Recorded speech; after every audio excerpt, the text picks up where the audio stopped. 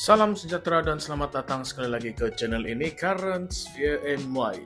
Pernahkah Anda terfikir, apakah cukup hanya dengan berhimpun ratusan ribu orang untuk menjatuhkan seorang Perdana Menteri? Betulkah Perikatan Nasional mampu menggoncangkan kerajaan Anwar Ibrahim hanya melalui demonstrasi besar-besaran? Nah, pada video kali ini kita bongkarkan kenyataan berani Kadir Jasin, seorang tokoh media yang cukup berpengaruh yang memberikan amaran. Jangan terlalu yakin dengan kekuatan rally semata-mata. Tetapi tunggu dulu, sebab di ujung video ini kita akan buka satu perbincangan yang panas. Apakah benar kerajaan perpaduan ini hanya bertahan atas wayar yang halus, sokongan ahli parlimen semata-mata? Jangan kita buang masa, mari kita selami. Jadi macam nih, baru-baru ini Kadir Jasin, nama yang tidak asing lagi dalam dunia kewartawanan dan politik tanah air, mengeluarkan satu kenyataan yang cukup tajam. Katanya, rally besar-besaran Pakatan Nasional yang dirancang pada 26 Julai ini sebenarnya tidak cukup kuat untuk menjatuhkan kerajaan pimpinan Anwar Ibrahim. Ya, walaupun Perikatan Nasional kata mereka jangka kehadiran 300.000 orang ke dataran merdeka, Kadir tetap tenang dan realistik. Dia kata selagi Anwar pegang sokongan majoriti di parlimen, tidak ada apa yang boleh goyangkan kedudukan dia. Demonstrasi saja manalah cukup. Tapi jangan salah paham, Kadir tidak menolak sepenuhnya kesan rally ini. Dia kata kalau rally macam turun Anwar itu berjaya mencipta tekanan politik sampai membuatkan beberapa ahli parlimen kerajaan mula melompat ataupun menarik sokongan mereka, maka barulah ada kemungkinan kerajaan akan tumbang. Tetapi itu adalah satu skenario yang tidak dijamin berlaku. Dan ini yang menarik. Kadir menegaskan jalan paling sah untuk tukar Perdana Menteri sebelum PRU yang akan datang adalah melalui undi tidak percaya di Dewan Rakyat. Atau sekiranya Perdana Menteri didapati bersalah atas salah laku jenayah yang serius. Maknanya, kalau PN benar-benar ingin menjatuhkan Anwar, mereka kena kerja keras meyakinkan MP kerajaan untuk berpaling tadah. Bukan sekadar bawa spanduk turun ke jalan. Tambahan pula dalam kenyataan Anwar semalam, dia sendiri mencabar lawan-lawan politiknya termasuklah Perikatan Nasional supaya bawa usul undi tidak percaya di parlimen jika benar mereka ingin mengambil alih kerajaan. Tetapi kalau tidak cukup sokongan, Anwar suruh tunggu sajalah PRU yang wajib diadakan sebelum 17 Februari 2028. Dan jangan lupa, kenyataan Kadir ini juga selari dengan ucapan Tun Dr. Mahathir Mohamad yang turun di Perhimpunan Mandat Negarawan di Alostar baru-baru ini. Dalam ucapannya, Mahathir dengan lantang berkata tidak semestinya nak tukar PN kena tunggu pilihan raya. Bila-bila masa pun boleh tukar asalkan majoriti MP bersetuju. Dan Kadir sokong hujah ini. Katanya itu adalah perkara biasa dalam sistem demokrasi berparlimen.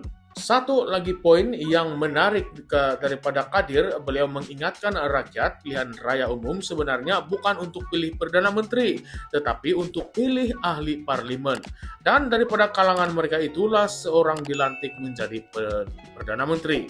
Jadi kalau 112 orang MP mengubah pendirian, maka Perdana Menteri boleh bertukar walaupun tanpa PRU. Sekarang ini kita kena tengok semula sejarah politik Malaysia sejak PRU 14. Perubahan kerajaan tanpa pilihan raya sudah jadi semacam norma yang baru. Ingatkah lagi pada tahun 2020 masa langkah Sheraton? Tun Mahathir meletakkan jawatan dan Tan Sri Muhyiddin Yassin naik jadi Perdana Menteri tanpa PRU. Lepas itu Ismail Sabri pula mengambil alih, juga tanpa PRU. Semuanya berlaku melalui perubahan sokongan di parlimen. Jadi bila Kadir kata yang ini bukan benda luar biasa, memang beliau ada asas yang kukuh. Tapi apa yang lebih menggerunkan sekarang ialah kalau Perikatan Nasional betul-betul berjaya menarik sokongan beberapa MP dari kerajaan, maka kemungkinan berlakunya perubahan tampuk kuasa sekali lagi itu bukan sekadar spekulasi. Tambah lagi dengan isu-isu semasa seperti kenaikan kos sara hidup, kelembapan ekonomi, dan persepsi bahwa kerajaan Anwar terlalu bergantung pada MOU senyap untuk mengekalkan kestabilan politik, semua ini boleh mencetuskan tekanan yang membuat. Dan jangan kita lupa, angka kehadiran pada rally sebelum ini tidak memihak kepada Perikatan Nasional. Rally di Shah Alam awal bulan ini hanya berjaya mengumpulkan lebih kurang 300 orang. Jauh bezanya daripada sasaran mereka. Adakah rally di Dataran Merdeka akan mencapai angka 300.000 seperti yang diwar-warkan? Atau adakah ia hanya akan menjadi persembahan retorik tanpa impak yang sebenarnya? Sekarang kita coba membuka persoalan yang paling kontroversi. Kalau benar rally ini gagal, apakah PN sebenarnya kehabisan peluru untuk menggugat Anwar? Ataupun adakah Perikatan Nasional sedang main perang saraf untuk mewujudkan persepsi bahwa Anwar semakin goyah walaupun hakikatnya beliau masih lagi kukuh di parlimen? Dan satu lagi yang perlu kita pikir, adakah kenyataan Kadir ini sebenarnya satu amaran kepada kerajaan?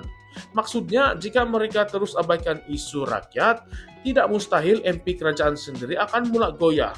Atau adakah kenyataan ini satu isyarat halus bahwa usaha menjatuhkan Anwar bukan melalui jalan demonstrasi, tetapi melalui pintu belakang parlimen, seperti yang pernah berlaku sebelum ini? Dan bagaimana pula dengan kenyataan Mahathir yang semakin kerap muncul dalam pentas pembangkang?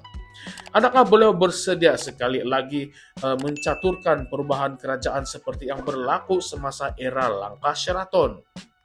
Jadi, rakyat Malaysia, sahabat-sahabat saya semua, adakah kita bakal menyaksikan satu lagi langkah Dataran Merdeka ataupun rally ini sekadar gimmick politik yang tidak akan berkesan? Apakah pandangan Anda tentang kenyataan Kadir Jassin dan cabaran Anwar Ibrahim terhadap pembangkang? Adakah ini menunjukkan keyakinan ataupun sebenarnya satu bentuk pertahanan terakhir? Baiklah semua, tinggalkan komen Anda di bawah di ruangan komen di bawah sebab kami ingin mendengar pendapat jujur Anda. Sebelum itu, jangan lupa untuk like, share, dan subscribe channel ini Currents VMY untuk lebih banyak analisis politik panas dan isu semasa yang tidak disiarkan di media arus perdana. Dan ingat, di Currents VMY, kebenaran bukan hanya apa yang Anda lihat di kaca TV Anda. Kami akan gali yang tersirat di sebalik yang tersurat. Baiklah semua, jumpa lagi di dalam video akan datang dan seperti biasa, jangan biarkan politik tipu Anda hidup-hidup. Salam sejahtera, salam perjuangan, salam reformasi semua. Sekian sahaja. Terima kasih.